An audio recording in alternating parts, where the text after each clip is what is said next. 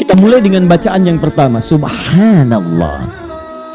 Ingat teman-teman sekalian, saat kita memulai bahasan ini, kita telah menempatkan kalimat ini pada ruang yang disebut dengan zikir, bukan talaffuz, bukan sekedar bacaan. Ingat, amalan ini kita buka dengan nama zikir. Pasca salat zikir, Quran surah keempat ayat 103. Fa'idza qadaytumus salata, maka jika anda telah tuntas mengerjakan salat, fadhkurullaha, segeralah untuk berzikir kepada Allah subhanahu wa ta'ala. Di antara zikir-zikir itu adalah turunan pembahasan kita yang sekarang ini, subhanallah, alhamdulillah, wallahu akbar, dibacakan masing-masing 33 kali. Kalimat ini bukan sekedar kalimat biasa yang dilafadzkan, tapi kalimat saat dilafadzkan dalam konteks zikir. Apa itu zikir? Ingat, di awal pernah saya sampaikan, zikir itu adalah segala hal yang mengingatkan kita dengan Allah. Jadi begitu anda bacakan kalimat ini, bukan sekedar dibaca, tapi kalimat ini mesti mengingatkan anda dengan Allah. Makanya dibacakan 33 kali, dilatih. Kalau orang dibacakan sekali, anda baca sekali belum ingat, subhanallah belum ingat, wajar. 2 kali belum ingat, wajar. Tapi kalau 33 kali masih belum ingat juga, apa tandanya? Ada yang tidak tepat. Saya ngajar anda pada topik yang sama, sekali belum paham, wajar. 2 kali belum paham, wajar. 33 kali belum paham juga, pensiun saya ngajar di sini. Ya, habis waktu terbuang. Nah, jadi 33 kali ini bukan sekedar dibacakan, baca, bukan. Tapi untuk menanamkan makna dalam bacaan ini, mengalir dalam jiwa kita. Kalau sudah tertanam, maka menjadi petunjuk kehidupan. Kalau di luar ini apa yang disebut dengan doktrin, sampaikan. Tapi dalam agama bukan itu. Dalam agama itu ketika sudah terbiasa jadi karakter. Kalau sudah jadi karakter jadi sikap. Jadi kalau sudah biasa dilatih sehari 33 kali, bahkan bukan 33 kali sehari, kali 5. Kali 5, 33 kali 5 berapa? Cepat, 165. Anda bayangkan, ya 165 kali dilatih dalam sehari. 165 jadi menara, gitu kan? Ya, 11 Matupang. Ya. Baik, latih. Subhanallah. Itu diucapkan itu bukan sekedar ingin dilafadzkan, bukan sekedar diperbanyak. Tapi dari banyak itu bagaimana, berapa bagian itu yang meresap ke dalam jiwa. Diharapkan begitu 33 kali, maknanya meresap ke jiwa, paham subhanallah. Jadi karakter. Di setiap anda hidup, matanya subhanallah, lisannya subhanallah, tangannya subhanallah. Pertanyaannya, bagaimana mengukur makna subhanallah itu mengalir dalam setiap titian aktivitas kita? Nah, pertanyaan terbesarnya apa itu subhanallah? Itu dulu. Subhanallah ini adalah bacaan yang mengandung makna menepikan segala hal yang tidak terkait dengan sifat-sifat dan keagungan Allah subhanahu wa ta'ala. Jadi kalau ada, maaf ya, satu kejadian, satu berita atau apapun yang tidak sesuai dengan sifat-sifat dan keagungan Allah subhanahu wa ta'ala, bertentangan dengan itu semua, maka ungkapan yang muncul dari kita adalah kalimat subhanallah. Paham? Contoh Quran surah kedua ayat 116, paling kiri agak sedikit ke tengah. Wa qalu ittakhadallahu walada, mereka berkata Allah punya anak. Benar gak Allah punya anak? Tidak, bertentangan dengan sifat Allah yang ahad, bertentangan dengan keagungan Allah. Baik, ditepis itu semua. Nah, ketika ada yang mengatakan Allah punya anak, wa qalu ittakhadallahu walada, baik, subhanallah, gak benar itu. Contoh Quran surah 17 ayat pertama, paling kiri sebelah atas. Nabi SAW menunaikan Isra dan Mi'raj. Baik, begitu kembali dikisahkan, tiba-tiba diledek oleh orang-orang kafir pada saat itu. Kata mereka, gila Tuhanmu Muhammad, bagaimana bisa menjalankan seorang hambanya dari Masjidil Haram ke Masjidil Aqsa cuma semalam balik lagi? Kita aja mau ke sana berbulan-bulan, kamu cuma semalam, gila Tuhanmu, mustahil. Maka ketika mengatakan sifat-sifat yang tidak baik kepada Allah, menuduh dengan tuduhan yang tidak benar, dibukalah surah Al-Isra itu dengan kalimat subhan. Subhanalladzi asra bi'abdihi laylam minal masjidil harami ilal masjidil aqsa alladzi barakna haulahu linuriyahu min ayatina. Baik, perhatikan kalimatnya. Subhanalladzi asra, maha suci Allah yang telah memperjalankan. Alladzi, kemana? Alladzi itu kata gantinya kembali ke Allah. Bahasa singkatnya subhanallah. Nggak benar itu, nggak seperti yang kamu bayangkan. Tuhan saya tidak selemah Tuhan-Tuhan kalian. Tuhan saya tidak selemah seperti apa yang kamu sampaikan, lebih kuat dari apa yang kamu bayangkan. Subhanallah, nggak benar. Jadi kalau Anda menemukan satu paparan atau tampilan segala hal yang menyoal sesuatu tentang Allah bertentangan dengan sifatnya, ucapkan apa? Subhanallah. Awas, ini kadang sering terbalik ini. Kan? Ibu jalan ke puncak, naik ke puncak dingin sampai ke atas. Wah, begitu melihat pemandangannya bagus, dan masjid Ta'awun dan macam-macam dan sebagainya. Apa yang ibu ucapkan? Subhanallah. Nah, ada sebetulnya pemaknaan itu, cuman maksudnya adalah ini pasti yang menciptakan bukan selain Allah. Saya menepis semua ciptaan ini kalau bukan dari selain Allah. Ada yang seperti itu, pemaknaan jauhnya. Tapi kalimat yang paling tepat yang diucapkan Masya Allah, Masya Allah, Masya Allah. Maknya ta'ajub. Ma artinya ta'ajub. Baik, takjub disingkat, diserap ke dalam bahasa Indonesia. Takjub, takjub itu dari bahasa Arab, Pak. Bu, dari bahasa Arab. Takjub, takjub, ta'ajub, takjub. Takjub itu kagum artinya. Dalam bahasa Arab, dari bahasa Arab asalnya. Takjub, ta'ajub, ma, ta'ajub, ma yang menunjukkan rasa kagum. Jadi kalau Anda ucapkan Masya Allah, ini maksudnya kalimat ini menunjuk pada kekaguman. Sya'a menunjuk pada harapan akan berlangsungnya itu terus. Kehendak yang terus berlangsung. Sya'a, terus berlangsung. Kehendak yang terus berlangsung. Allah musabbib yang menyebabkan itu semua. Seakan-akan Anda katakan ketika tadi saya gambarkan naik ke puncak, dia pemandangan bagus. Saya kagum, Sya Allah, atas kehendakmu menciptakan ini ya Allah. Jadikan setiap saya datang ke sini selalu indah seperti ini. Itu Masya Allah. Pulang ke rumah, ibu lihat anak sulit diatur, susah, main ini main itu, wah macam-macam. Ibu ucapkan apa? Masya Allah, saya kagum ya Allah dengan kenakalan ini. Teruskan. Paham ya? Itu diantaranya. Maknya ta'ajub, ya kan? Masya Allah. Teruskan, ayo teruskan. Gitu, jelas ya? Itu contoh. Jadi Subhanallah ini praktek pertamanya adalah kalau benar-benar dilatih untuk diucapkan ya 165 kali minimal dalam sehari. Subhanallah, subhanallah, subhanallah, subhanallah, subhanallah, subhanallah, subhanallah, subhanallah. Lagi zikir fokus pada Allah, dengar ibu-ibu berisik subhanallah, subhanallah, subhanallah, subhanallah. Terus ada yang bilang sifat Allah begini subhanallah, subhanallah. Nah, kalimat ini kalau terus dikatakan di lisan, benar konteksnya disebut dengan zikir, mengingat Allah, yang diingat sifat-sifat tadi. Tepikan segala hal yang bertentangan dengan keinginan Allah. Tepikan segala hal yang tidak benar tentang Allah. Tepikan segala hal yang bertentangan dengan hukum-hukum Allah. Jadi kalau orang sudah subhanallah, mengalir di lisannya subhanallah 165 kali minimal, masuk dalam dirinya, beredar pada tubuhnya. Begitu masuk ke matanya, maka matanya subhanallah. Dia tidak akan pernah melihat segala hal yang tidak disukai oleh Allah Subhanahu wa taala. Karena bertentangan dengan sifat-sifat dan hukum-hukum Allah. Maka mustahil dia akan melihat gambar-gambar yang tidak disukai oleh Allah. Mata subhanallah tidak akan melihat tayangan-tayangan yang tidak Allah sukai. Mata subhanallah tidak akan pernah melihat maksiat. Lisan subhanallah tidak akan berkata yang buruk, apalagi membenarkan tuduhan yang tidak baik kepada Allah. Ba'da salat subhanallah, tapi setelah salat selesai, zikirnya selesai, dia mengatakan semua agama sama, menuju pada Tuhan yang sama, cuman caranya beda-beda. Berarti ada yang tidak masuk kalimat subhanallah ke dalam jiwanya, cuman di lisan saja. Itu yang disebutkan di Quran surah 49 ayat ke-14. Dia cuma nyampe lisan, kalimatnya cuma nyampe lisan, gak nyampe ke hati. Qalatil a'rabu amanna, ada orang Arab Badui mengatakan kami beriman. Qul lam tu'minu, katakan Muhammad kalian belum serius imannya, belum benar. Walakin qulu aslamna, cukup katakan kami baru berislam. Walamma yadkhulul imanu fi qulubikum, cuman kalimat iman itu baru di lisan, belum nyampe ke hati. Karena kalau sudah nyampe ke dalam qalbun, qulub, itu menyebar, disebarkan ke dalam seluruh anggota tubuh. Makanya orang beriman tuh kalau benar imannya dilatih dengan amal soleh.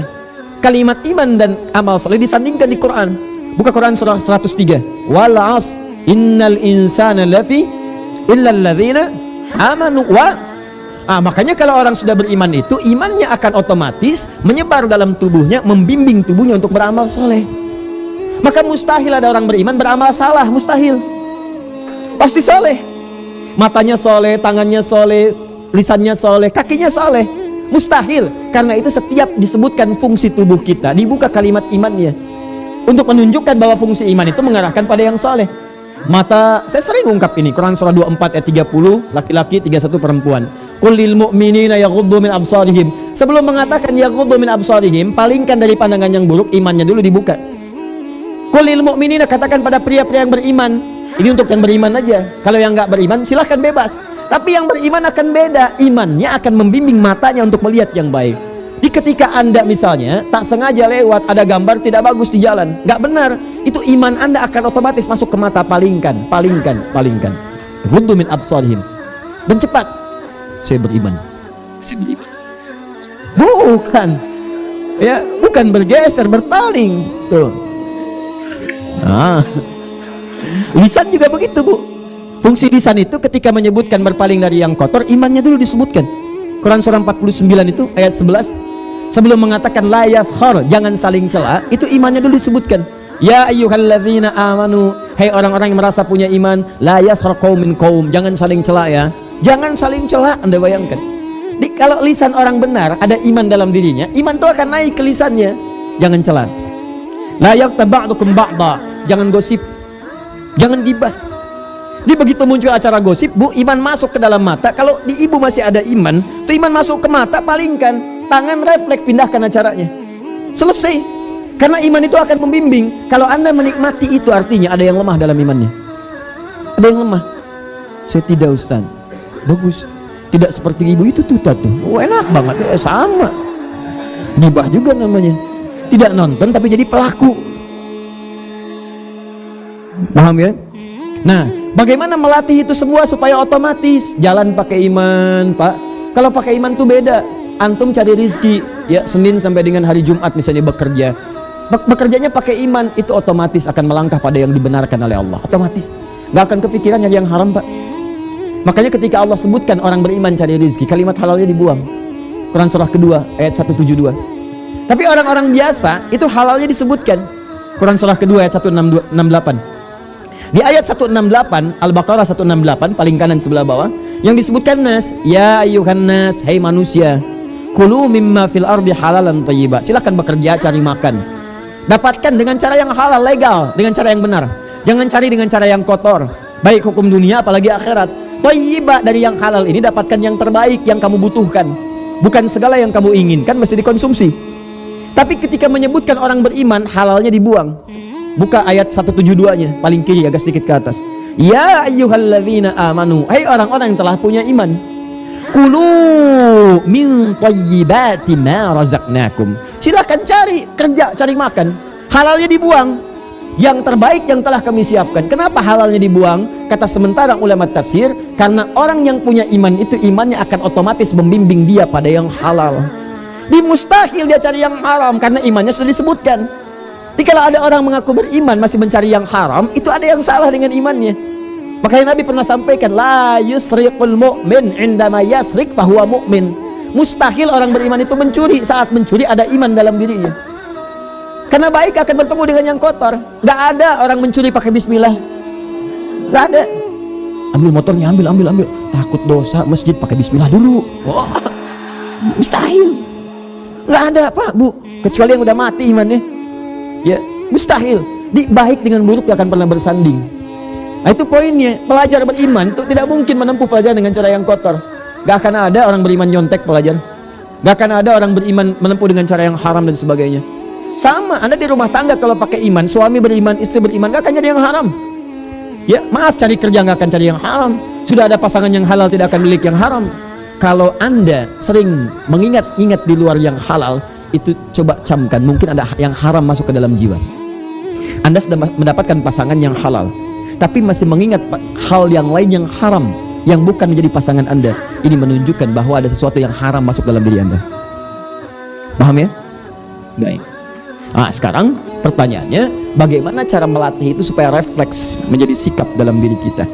Inilah dilatih dalam ungkapan subhanallah, subhanallah, subhanallah. Ingat, jadi kalau orang mengucapkan subhanallah itu ingat maknanya. Berapa kali Anda berbuat sesuatu yang tidak subhanallah, melanggar ketentuan Allah? Ingat mata. Di 33 kali itu, begitu diucapkan subhanallah, ingat dosa mata, subhanallah, ingat telinga, subhanallah, ingat lisan. Jangan-jangan selama ini mengerjakan sesuatu yang tidak Allah sukai. Ingat kaki, jangan-jangan dipanggil hayya ala sholah, ayo sholat, tapi kaki masih melangkah pada yang tidak dibenarkan. Mata masih melihat tayangan yang tidak disukai. Allahu Akbar, Allahu Akbar. Bisa Anda simpan sebetulnya, tapi kenapa TV itu masih dinikmati? Kenapa tayangan itu masih disaksikan? Padahal sekarang zamannya sudah hebat, bisa direkam, bisa ditunda, bisa diputar lagi. Hal yang tidak nampak di TV sekarang bisa dilihat kemudian di YouTube besok, bisa dilihat kemudian di internet besok. Tapi menariknya, kok bisa pada saat itu masih dilihat? Allahu Akbar, Allahu Akbar.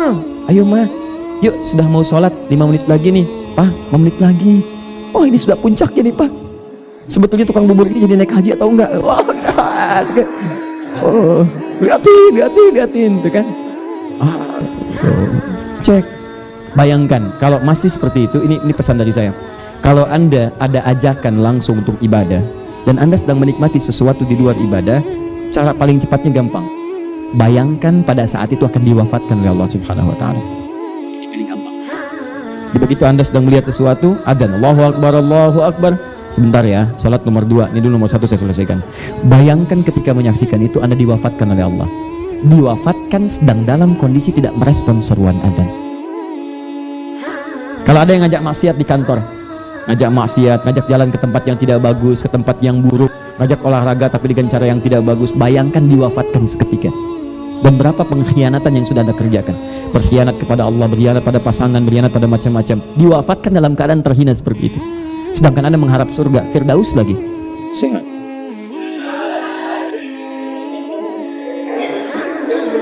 Ya, sudah. Kalau bercanda nggak apa-apa, tapi canda yang menghasilkan manfaat. Kalau canda-canda yang tidak baik kita hindari. Banyak canda-canda dalam suami istri yang bisa berjalan di rumah tangga. Masya Allah. Papa kenapa sih gak pernah ngasih hadiah lagi ke aku selama ini? Dulu sebelum menikah sering ngasih hadiah.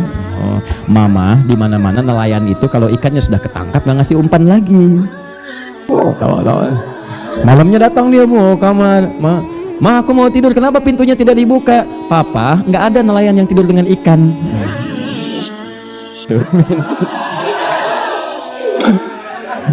Udah aja. Ya, terusin. Paham ya? Subhanallah, subhanallah, subhanallah, subhanallah, subhanallah. Ayo nelayan fokus. Subhanallah, subhanallah. Jadi subhanallah masuk ke mata, subhanallah masuk ke telinga, subhanallah masuk ke lisan, subhanallah sampai ke ujung kaki. Makanya kalau sudah masuk ke kaki itu jadi hamba Allah. Jalannya ke yang baik-baik. Quran surah 25 ayat ke-63. Wa ibadur rahmanil ladzina yamshuna 'alal ardi hauna wa idza khatabahumul jahiluna qalu salama. Hamba-hamba Allah yang penyayang itu kalau jalan-jalannya tawadhu, dibimbing karena masuk kalimat ini masuk ke dalam kaki. Nggak ada angkuh karena nggak disukai oleh Allah. Kalau dijailin orang kata-katanya baik. Itulah subhanallah. Pertanyaannya, dari sekian subhanallah yang diungkapkan itu, berapa yang sudah menjadi sikap dalam kehidupan? Ini pernah terjadi kisahnya. Belum ke alhamdulillah, belum ke Allahu Akbar, baru subhanallah. Yang pernah maknanya, bukan sekedar kalimatnya, maknanya diamalkan langsung oleh Nabi Ibrahim alaihissalam, Khalilullah. Wattakhadallahu Ibrahim khalila. Allah menjadikan Ibrahim sebagai khalil yang sangat dekat dengan Allah Subhanahu wa taala. Nah, teman-teman sekalian, kita paham kisahnya. Nabi Ibrahim berjuang berdakwah dengan situasi yang tidak mudah. Bahkan tantangan pertamanya hadir dalam lingkungan internal keluarganya. Biasanya demikian, kalau di keluarga belum baik, satu jadi baik, hambatan pertama bukan di luar tapi di dalam. Itu penyesuaian. Bahkan yang paling dahsyatnya, pembuat patung-patung yang disembah itu, ya pada saat itu yang bikin adzar adalah bapaknya. Ada yang menyebutkan bapak angkat, ada yang menyebutkan bapak kandung dan sebagainya. Terlepas dari semua ya pendapat-pendapat itu, yang bikin adalah orang terdekat di lingkungan keluarganya. Nah, yang menarik adalah saya mau tanyakan pada Anda, kalau ada orang yang menyembah selain Allah, benar tidak? Kalau ada orang mengatakan Tuhan selain Allah, benar tidak? Baik, maka kalimatnya apa yang diucapkan? Subhanallah. Itu tidak benar. Jadi keyakinan kita ya, itu keimanan kita. Subhanallah, itu tidak benar. Itu tidak benar, itu tidak benar. Nah, makna ini dipraktekkan oleh Nabi Ibrahim dengan segala resikonya. Dia diserang kemudian oleh keluarganya. Bahkan bapaknya mengatakan, kalau nggak berhenti, saya lempar kamu. Kalau nggak berhenti, saya usir kamu. Ya, mendapatkan tantangan di lingkungannya sampai kemudian dibakar dengan izin Allah, kemudian diberikan mukjizat yang dijaga oleh Allah Subhanahu wa taala, diusir dari kampungnya. Dan tahukah Anda, dalam perjuangan itu beliau didampingi oleh seorang istri yang sangat setia, tapi juga tidak sunyi dari ujian dari Allah Subhanahu wa taala. Istrinya cantik, begitu setia, kemana-mana ditemani, dalam keadaan susah ditemani, suka dan duka ditemani. Yang paling menarik adalah beliau pun diuji. Maaf Bu ya, istri Nabi aja diuji. Ibu bukan istri Nabi, nggak pengen diuji. Ibu siapa? Nabi Ibrahim Khalilullah. Itu kemudian mendapatkan celaan dalam kehidupannya, bahkan gangguan. Anda bukan Nabi, bukan Rasul, bukan Khalilullah, Anda nggak pengen dicela, Anda siapa? Allah dicela, malaikat dicela, Nabi dicela, Rasul dicela, ulama dicela. Anda Allah bukan, malaikat bukan, Rasul bukan, Nabi bukan, ulama juga bukan. Anda nggak pengen dicela. Jadi kalau kita menghadapi kebaikan, pasti akan menghadapi tantangan lawannya langsung. Lawannya. Ingat-ingat rumus hidup ini ya. Kalau kita ingat ini dan praktekkan, itu insya Allah akan lebih mudah mengatasi kehidupan. Walaupun awal melangkah itu butuh energi yang kuat seperti pesawat ingin take off di awal mula. Ingat baik-baik. Konsepnya selalu begini. Konsepnya selalu baik akan punya lawan buruk. Kalau dalam Al-Quran ini diilustrasikan, dinamakan dengan takwa, yang ini dinamakan dengan fujur atau nafsu. Di setiap ada yang baik, ada lawannya yang buruk. Ini sering saya ungkapkan. Setiap ada takwa, ada nafsu. Bahkan ini 115 kali, ini 115 kali. Misal, tek paling gampang, jujur. Setiap ada jujur, ada lawannya yang buruk. Apa lawannya? Bohong, dusta. Anda mau katakan tidak ada dusta di antara kita, tetap sifatnya akan ada. Lawan dari dusta, jujur. Nah, dusta ini diciptakan bukan ingin menjadikan orang-orang jadi pendusta, bukan. Tapi untuk melatih kejujuran itu muncul. Sebab kalau nggak ada dusta, bagaimana diketahui jujur? Kalau tidak ada marah, bagaimana diketahui sabar? Kalau tidak ada sombong, bagaimana diketahui tawadhu? Di sifat-sifat ini diciptakan lawannya kotor ini untuk mengetahui yang bersihnya. Sebab ibu itu kalau nyuci, nggak mungkin nyuci kalau nggak ada kotorannya. Mustahil pakaian dicuci kalau nggak kotor. Saya mau tanya ibu kalau nyuci buang bajunya atau kotorannya? Kotorannya, nggak ada ibu-ibu buang bajunya. Mama nyuci dulu ya Pak ya. Cuci selesai. Udah selesai mau dipakai, mana pakaiannya? Kan sudah mama cuci. Cuci, apa itu cuci? Dibuang Pak sekalian. Nyuci itu buang kotorannya. Kotoran itu dibuat supaya nampak bersihnya. Sebab kalau nggak ada yang kotor, nggak ketahuan bersih. Maka apa yang terjadi? Secara singkat dipraktekkan makna ini. Wa'taziluhum. Awas, wa'taziluhum. Ini Quran surah 19 ayat 48. Wa ma tad'una min dunillahi. Baik, aku akan berlepas diri. Gak apa-apa aku diusir, gak ada masalah. Tidak apa-apa aku tidak berinteraksi dengan kalian, tidak ada masalah. Lebih baik itu aku korbankan dibandingkan aku menjauh dari ibadah yang benar kepada Allah Subhanahu wa taala. Maka kalimat subhanallah dipraktekkan dalam kehidupannya. Ketika dipraktekkan gak ada masalah, gak ada masalah. Ya, aku terpisah dari kalian sekarang, mungkin Allah akan datangkan keluarga yang terbaik setelah ini. Mungkin Allah akan datangkan orang-orang terbaik setelah ini. Atau mungkin aku akan berpikir sementara dan kembali kepada kalian setelah kalian kemudian menyatakan beriman kepada Allah Subhanahu wa taala. Mudah. Seperti Nabi meninggalkan Mekah untuk kembali ke Mekah dan bertemu dengan orang-orang yang telah beriman. Yang paling menarik, ketika semuanya dikatakan oleh beliau, komitmen dengan kalimat subhanallahnya, aku berpisah dengan kalian, aku tinggalkan seruan-seruan kalian, dan sekarang aku akan bermohon kepada Rabbi. Rabbi. Yang paling indah adalah, Masya Allah, asa an la yakuna bidu'ai rabbi syaqiyya. Aku yakin, ini yang paling hebat. Aku yakin dengan aku berdoa kepada Allah Rabbku, Allah pasti tidak akan mengecewakan aku. Kok bisa kalimat subhanallah disandingkan dengan doa? Subhanallah Aku berlepas diri dari apa yang kalian sembah, apa yang kalian yakini, apa yang kalian nilai tentang sifat-sifat Allah. Kalian menyembah bukan kepada Allah, kalian bermohon bukan kepada Allah, kalian menepikan sifat-sifat Allah. Subhanallah, aku berlepas diri dari semua itu. Aku hanya akan kembali kepada Allah, dan aku yakin kalau aku bermohon kepada Allah tidak akan pernah dikecewakan. Kok bisa kalimat ini, makna dari subhanallah, disandingkan dengan doa? Ketika beliau mengatakan itu semua dan berlepas dari semua itu, menerapkan sifat subhanallah, apa yang terjadi? Buka ayat 49-nya. Walamma i'tazalahum wa ma ya'buduna min dunillahi wahabna lahu ishaq. Masya Allah. Ketika kalimat itu betul-betul dipraktekkan dan beliau menghadapi segala tantangannya, cemoohan, usiran, macam-macam dan sebagainya, ketika semua itu dipraktekkan, maka kami anugerahkan dengan mengabulkan doa yang diharapkan itu. Istrinya akan mengandung, bahkan kemudian akan terlahir, namanya langsung kami anugerahkan Ishak. Pertanyaan saya, Ishak itu putranya siapa? Jelas Nabi Ibrahim. Jelas Nabi Ibrahim. Dari istrinya siapa? Sayyidah Sarah alaihissalam. Sarah. Baik, Sarah itu divonis secara medis tidak mungkin punya keturunan. Kenapa? Sederhana, secara medis maaf, divonis sudah monopus dan mandul, gak mungkin punya keturunan. Tapi ketika kalimat ini dipraktekkan dalam kehidupan, wahabna lahu ishaq, kami kabulkan, dia akan mengandung, melahirkan anak yang langsung diberi nama dengan Ishaq. Di Quran surah 51 disebutkan gulamun alim. Gulamun alim itu ya, wabasyarnahu bigulamin alim. Gulamin alim, anak yang cerdas. Kalau Ismail alaihissalam gulamun halim, cerdas dan merasakan bagaimana beban kerja ayahnya. Kalau Ishak gulamun alim, cerdas dan jenius. Kenapa disebut jenius, cerdas? Karena akan menghadapi masyarakat, umat-umat yang cerdas tapi kebelinger, golongan Yahudi dan seterusnya itu. Paham?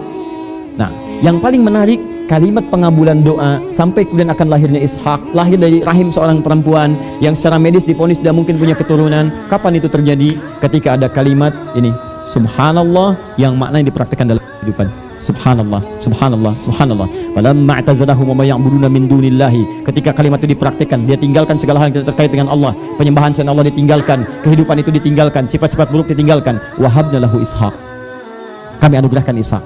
Bahkan hebatnya, setelah Ishak nanti akan muncul yang lain lagi. Ada Yakub, setelah Yakub ada Yusuf, setelah Yusuf ada terus sampai dengan ke bawahnya. Poinnya bukan sekedar faktor keturunan semata, tapi kalau Anda benar-benar mendekat kepada Allah, menjauhi segala hal yang tidak terkait dengan Allah, dekat dengan Allah, maka apa yang mustahil bagi Allah? Rizki, bukankah keturunan gambaran dari rizki? Keturunan itu rizki, Pak. Dan bagian lain dari rizki itu, maaf, materi itu rizki. Ya, saya turunkan ayatnya kalau nggak percaya. Surah ke-3 ayat 37, ditafsir dengan Quran surah ke-3 ayat 38 sampai 39. Kemudian diturunkan dengan Quran surah ke-65 ayat akhir ayat kedua sampai ayat ketiga, ya, awal ayat ketiga. Lihat, saya tanya pada antum, tadi Nabi Ibrahim alaihissalam mendapatkan rizki apa? Keturunan. Ishak ya namanya, keturunan. Keturunan ini bagian dari rizki. Di rizki ini anugerah besarnya, di antara turunan-turunannya bentuknya bisa keturunan. Bentuknya dari mana taunya rizki berupa keturunan? Quran surah 3 ayat 37 sampai 38 39. Ketika Maryam alaihissalam sedang beribadah kepada Allah Subhanahu wa taala, di mihrabnya tiba-tiba datang anugerah berlimpah. Makanan ada, makanan turunkan. Nabi Zakaria ngasih makanannya. Begitu dibuka pintunya, setiap dibuka sudah ada makanan, sudah ada pakaiannya, sudah ada semua kebutuhannya. Begitu kemudian beliau melihat itu semua, merasa aneh dengan itu semua. Saya yang ngantarkan, saya pegang kunci pintunya, tapi kenapa sebelum saya masuk sudah ada di situ? Bertanya, ya Maryamu anna laki hadza. Maryam, dari mana semua ini? Kan aku yang antarkan. Kenapa saat aku belum masuk sudah ada di sini? Siapa yang antarkan? Qalat huwa min indillah. Ia berkata, paman ini semua dari Allah. Belum selesai kalimatnya. Innallaha yarzuqu may yasha bighairi hisab. Sungguh Allah memberikan rizki kepada siapa yang dikehendaki tanpa batas. Rizki pada Maryam berupa makanan, pakaian dan kebutuhan. Nabi Zakaria melihat, oh kalau begitu saya pun bisa mendapati itu dari karunia Allah yang tanpa batas. Salat di mihrab itu, berdoa di mihrabnya. Begitu berdoa dalam sholatnya minta rizki, apa bentuknya? Keturunan. Ayat 38. Bidzalika da'a Zakaria rabbah qala rabbi habli min ladunka dzurriyyatan thayyibah. Dzurriyyah keturunan. Innaka sami'ud du'a. Turun jawaban, fanadatul malaikatu wa huwa qa'imun yusalli fil mihrab annallaha yubashshiruka bi Yahya. Yahya, istrimu akan mengandung, melahirkan seorang bayi namanya Yahya. Yahya. Jadi keturunan itu bagian dari rizki. Bagaimana cara meraih rizki dari keturunan ini? Di antara amalannya apa tadi? Zikir. Prakteknya meninggalkan segala hal yang tidak disukai oleh Allah. Jadi kalau ada misalnya divonis Anda secara medis, gak mungkin ini punya keturunan, gak mungkin begini, gak mungkin begitu, dekati Allah yang tidak punya batas dan tidak punya kemungkinan yang lainnya. Menurut manusia itu gak mustahil, ini gak bisa, tidak. Dekati. Cuma pendekatan itu bukan dengan kalimat lafaz saja, buktikan dengan keseharian. Ya Allah, bismillah, subhanallah, subhanallah, subhanallah. Setelah itu rubah pola hidupnya. Tinggalkan segala hal yang tidak disukai oleh Allah. Yang haram tinggalkan, yang ini tinggalkan, kata-kata tidak baik tinggalkan. Dekati. Itu namanya berikhtiar dengan amal soleh. Tawassul dengan amal soleh. Itu yang disebutkan di Quran surah kelima ayat 35 itu paling kanan sebelah bawah. Ya ayyuhalladzina amanu taqullaha. Ya, awas, hati-hati. Hei orang-orang beriman, bertakwalah kepada Allah. Wabtaghu ilaihil wasilah, dan cari wasilah untuk memohon kepada Allah dengan amal-amal soleh Anda. Jikalau Anda berzikir baik, dipraktekkan dengan amal soleh, lantas Anda berdoa, maka amal soleh itu akan mempercepat jawaban dari doa yang Anda kemudian harapkan itu. Banyak Pak Bu. Tapi bukan cuma sekedar, bukan cuma sekedar terkait dengan rizki keturunan. Ada makanan, bisa dalam arti makanan mencari, bisa pekerjaan. Wa may yattaqillaha yaj'al lahu makhraja wa yarzuqhu rizki wa yarzuqhu min haitsu la yahtasib. Pakaian, pekerjaan, ketenangan itu rizki. Rizki Pak. Buat apa? Kaya, ya kaya tapi gelisah terus kan gak enak. Coba ibu pilih deh, Bu ya, pilih. Kaya tapi gelisah atau miskin tapi tenang. Sebetulnya bacaan-bacaan ini bukan sekedar bacaan biasa tapi wasilah. Ya, wabtaghu ilaihil wasilah, cari wasilah. Cari wasilah. Minta, bismillah, mohonkan. Paham sini? Jadi Bapak dan Ibu sekalian, ketika Anda benar mengucapkan kalimat ini, maka buktikan lewat keseharian, praktekan. Mohonkan kepada Allah kebaikan. Kalau itu benar dilakukan, maka hasilnya akan muncul. Jadi. Demi Allah saya katakan, kalau sedang dalam kesulitan, ini ada konsep dalam hadisnya sahih, bahkan di Al-Bukhari, panjang sekali riwayatnya. Kalau sedang dalam kesulitan yang sangat sulit sekali, coba berikhtiar dengan amal soleh. Ya, amal soleh itu bisa dengan tenaga masjid Pak, bantu-bantu apa aja, bersihkan misalnya macam-macam. Bisa dengan harta benda, sedekah dan sebagainya. Nanti saat terhimpit dengan kesulitan yang nyata, sulit dilepaskan dari itu semua, amal soleh itu bisa jadi ikhtiar, wasilah membebaskan Anda dari kesulitan yang menderang. Seperti 3 orang pernah terjebak dalam satu gua, sedang jalan hujan. Tiba-tiba kemudian dia berlindung di gua, masuk ke gua. Dalam hujan itulah, sebelum reda itu, batu menggelinding, batu besar menutup pintu guanya, ketutup semua, gak bisa keluar. Tenaga sudah dikeluarkan, tak mampu keluar. Maka bersepakat ketiganya dengan satu usulan dari seorang di antara mereka, ayo kita mohon kepada Allah, tenaga kita sudah tidak bisa, minta kepada yang maha bisa. Maka mereka bermohon sepakat dengan amal soleh mereka. Satu bermohon kepada Allah, ya Allah, saya ini seorang pengusaha, ya saya punya karyawan saya berikan gajinya, sampai saat gajian satu orang di antara mereka, ya Allah, tidak sempat datang. Lu saya simpankan gajinya itu, semakin lama kok berhari-hari, pekan-pekan, bulan-bulan, sampai tahun-tahun gak datang. Saya khawatir nilainya berkurang, karena berganti tahun nilainya hampir gak ada. Dulu 10.000 besar sekali, sekarang apa nilainya? Orang sekarang beli tempe aja $1, ya kan? Pak, beli tempe Pak, berapa? $1. Masya Allah, 15.000. Ya, jadi nilainya naik, jumlahnya membesar tapi nilainya berkurang. Maka dia berpikir, karena seorang pengusaha, dipraktekkan cara berpikirnya. Apa itu? Diinvestasikan, belikan kambing jadi banyak, bahkan lebih banyak daripada kambing tuannya. Satu kali setelah banyak itu, datanglah pegawai ini ingin menagih kemudian gajinya. Datang, Tuan, gaji saya belum diberikan. Saya datang, kata tuannya, tuh gaji kamu, menunjuk pada peternakan. Kata yang tadi, karyawannya, jangan bercanda. Kata dia, saya tidak bercanda, Saat kamu tidak datang itu, saya khawatir nilainya berkurang. Saya belikan satu kambing, kemudian dia menyebar sampai sebanyak ini sekarang. Itu punya kamu sekarang, silahkan ambil seluruhnya. Itu hak kamu, Masya Allah. Lalu dia mengambil seluruhnya tanpa menyisakan sedikit pun untukku. Tanpa menyisakan sedikit pun untukku. Diambil aja. Nggak punya perasaan apa nggak ada nih ya rasa terima kasih misalnya, atau yang tidak. Nggak ada kalimat tuh, nggak ada macam-macam, ambil semuanya. Begitu dia ambil, Masya Allah, dalam keadaan terhimpit itu dia bermohon kepada Allah, ya Allah, jika itu memang amal soleh yang engkau nilai baik, yang faidahnya bisa membebaskan kami dari kungkungan batu ini, mohon bebaskan kami dari itu semua. Begitu selesai berdoa, ikhtiar didorong itu bergeser, tapi belum mampu semuanya keluar. Yang satu lagi mengatakan, ya Allah, aku punya seorang ibu, aku berbakti kepadanya sampai aku pun tidak menyentuh makanan, minuman, bahkan susu sebelum ia meminumnya. Sepulang aku dari pekerjaan, keluar aku bekerja, pulang ke rumah, ini bahasa kita sekarang lah, pulang ke rumah, aku dapati ibuku tertidur. Sementara, awas, ini yang paling indah, susu itu belum sempat diminumnya sebelum tidur. Dan aku tak berani meminumnya. Maka aku tunggu ibuku di sampingnya saat ia tertidur dengan memegang bejana susu itu. Dipegang terus, kan? Tak berani aku membangunkannya, khawatir mengganggunya. Maka tatkala ia bangun, Masya Allah, dia tidak pernah bertanya kepada aku berapa lama kamu memegang susu itu. Dia langsung mengatakan, nah, mama belum minum susu ya, bahasa kita. Maka aku tuangkan dengan penuh pengabdian, aku berikan kepada ibundaku sampai minum dengan nyaman. Lalu aku bertahan dengan itu semua, lalu aku baru minum dari situ. Yang paling hebat, sampai aku kemudian tidak pernah mengatakan bahwa aku telah memegang lama tempat susu itu, sebagai bakti pada ibundaku. Ya Allah, kalau itu menjadi bagian yang kau nilai sebagai pahala kebaikan, bebaskan kami dari kungkungan batu ini. Bangun lagi, dorong lagi, bergeser, tapi tidak mampu keluar.